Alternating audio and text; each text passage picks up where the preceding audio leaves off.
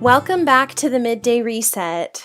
My name is Antoinette, and thanks for taking a break with me today. Everyday life can get stressful as we move through responsibilities and commitments, and it's nice to take a break or two. This Midday Reset is meant to serve as a mini mental vacation for your brain as you deal with it all. Let's start by clearing our space with a nice deep breath in and out. Again. In and out. Once more. In and out. Today, I want to talk to you about safe space. And we can find safe space in two forms, both in physical location as well as in people. So to start, the home environment is sacred and should be treated as such. Do not allow negative forces into your home space.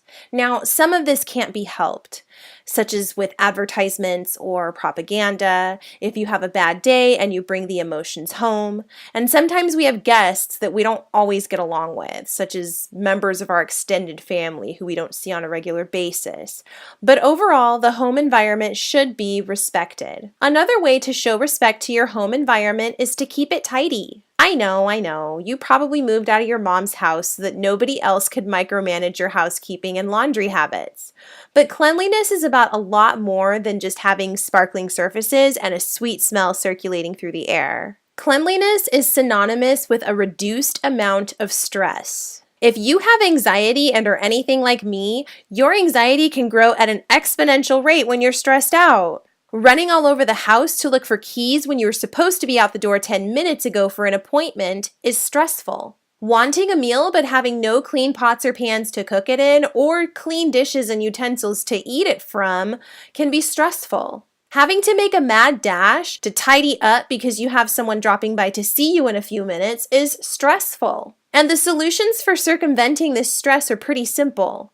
Keep your keys, wallet, purse, and other items in the same spot so that you can find them when it's time to leave the house. Clean up after each meal you eat so that the mess doesn't grow to discouraging proportion and thus impact your further eating habits. I am absolutely not a Mary Maid, but keeping the living room and guest bathroom picked up in case one of my daughter's friends comes over with their parents makes life a little bit easier for me. Equally, you will have an easier time welcoming guests, expected or not, if you don't make a habit of keeping piles of clothing or shoes or other unput-away items lying around your home on a regular basis. When it comes to finding safe space in people provide safe space to us by receiving us as individuals and respecting the boundaries we require. When life is good, it's really easy to stand by and soak in the residual sunshine. But what about when the clouds move in, thunder booms, and lightning pierces the sky as raindrops fall?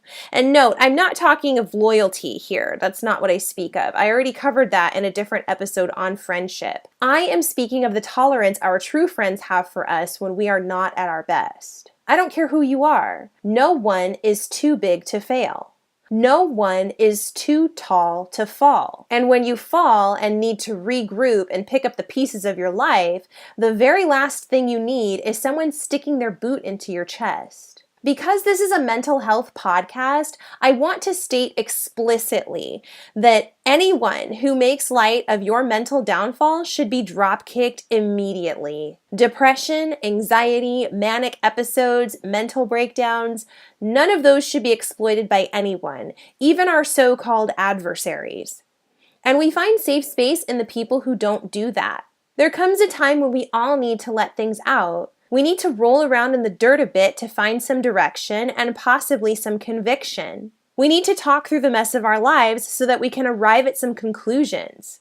The people who allow us to do this provide safe space to us in their allegiance. The ones who provide that safe space when they can see the way out and we can't, they provide some of the safest space.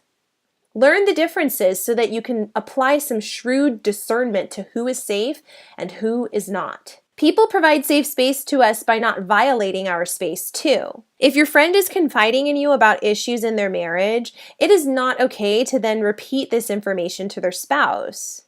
Not your place. If your roommate keeps a journal, and I've already shared many times on this show how important I think journaling is. But anyway, if your roommate has a journal and the two of you get into a fight, you are not then granted license to go rifling through it.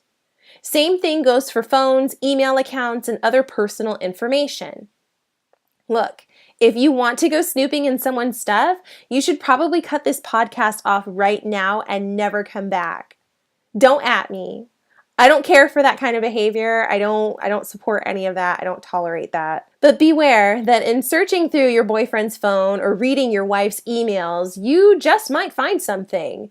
And that just might be worse than not knowing at all. Respect people's spaces. And if you know someone who routinely violates your space by subjecting you to this kind of surveillance, there's a serious problem in your relationship. Above all else, you need to know that you have the right to privacy. You deserve to live in a secure, safe environment where you can let down, be yourself, rest, relax, recharge, and if you want to, host and entertain the guests that you allow in. Likewise, you deserve to have the backing of people who care about you enough to look in on you, but respect you enough to let you have your space to be you. This includes your privacy, your ups, your downs, your humanness.